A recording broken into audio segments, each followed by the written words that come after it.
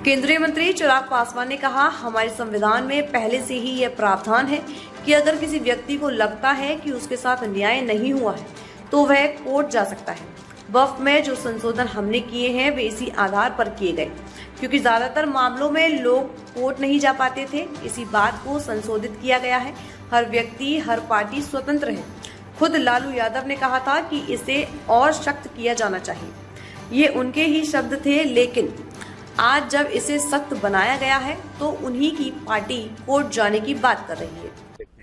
नहीं, बिल्कुल जाएं। देखिए, ये व्यवस्था तो हमारे संविधान के द्वारा हमारी न्याय प्रणाली में है ही कि हर उस व्यक्ति को जिसको इस बात का एतराज होता है कि संभवतः उनके साथ न्याय नहीं हुआ, वो न्यायालय तो जा ही सकता है ना, और जाना भी चाहिए।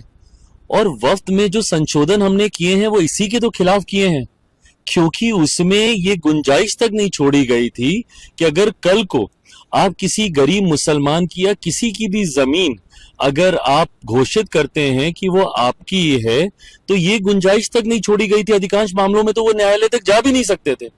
यही तो संशोधन किए हैं।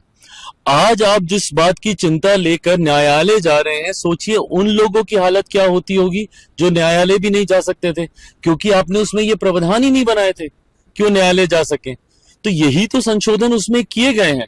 बहरहाल हर व्यक्ति, हर संगठन, हर दल पूरी तरीके से स्वतंत्र हैं। बस हाँ, कुछ दल जब समय समय पर अपनी बातों को, अपने विचारों को बदलते हैं, चिंता उस वक्त जरूर होती है। आदरणीय लालू जी ने ही कहा था कि इसको आप और ज्यादा कठोर कीजिए, शब्द यही थे।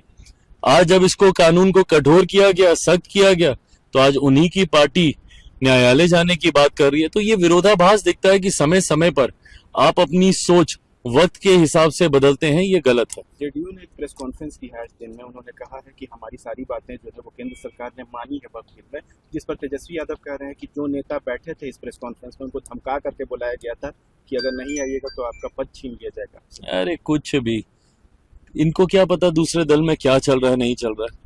फिलहाल महागठबंधन के दलों को और उनके नेताओं को अपनी चिंता होनी चाहिए। जिस तरीके से एक असंतोष उनके गठबंधन के भीतर है, क्यों भैया मुख्यमंत्री के तौर पे राजद के नेता के चेहरे को स्वीकार नहीं किया जा रहा कांग्रेस के नेताओं के द्वारा? क्यों वो एक अपना, और होना चाहिए भाई, एक दलित चेहरा अगर वो वहां पे प्रमोट करना चाह रहे हैं कांग्रेस के नेता, तो इनको सपोर्ट करना चाहिए। पर दिक्कत ये है ना कि बात ये सबकी करेंगे, बट जब सपोर्ट करने की बात आएगी तो अपने चेहरे के अलावा इनको किसी का सपोर्ट नहीं चाहिए। बात मुसलमानों की करेंगे, बट जब मेरे पिता ने कहा कि मुस्लिम मुख्यमंत्री बना दीजिए, तो समर्थन नहीं होगा, तो समर्थन फिर अपने ही नेता का होगा।